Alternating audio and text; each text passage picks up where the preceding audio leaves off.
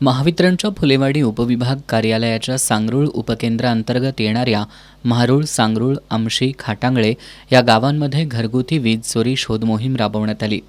यामध्ये सांगरूळमधील 5, म्हारूळमधील 2 तर आमशीमधील 1 अशा 8 ठिकाणी घरगुती वीज चोरी उघड झाली आहे।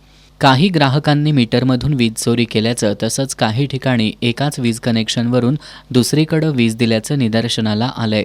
या ग्राहकांनी किती रक्कमेची वीज चोरी केली हे अद्याप स्पष्ट झालेलं नाही।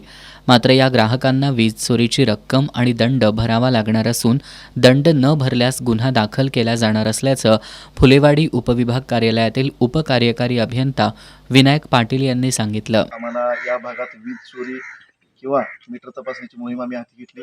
या मोहिमेत फुलेवाडी उपविभागांतर्गत सगळ्या सहाय्यक अभियंते जनमित्र यांनी सहभाग घेतला।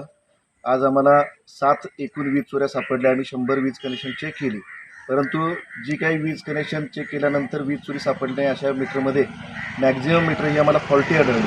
कारण की या माहितीवरती एकूण 1800 जुने म्हणजे चक्री मीटर आहेत आणि 1800 मीटर आहेत ते फ्लॅश आणि रोलेचे जे सदोष मीटर आहेत त्या टाईपचे मीटर आहेत। यामध्ये एकच सांगता येईल की जी काही मीटर आहे ती सदोष ही सगळे आज बदलणे गरजेचे आहे।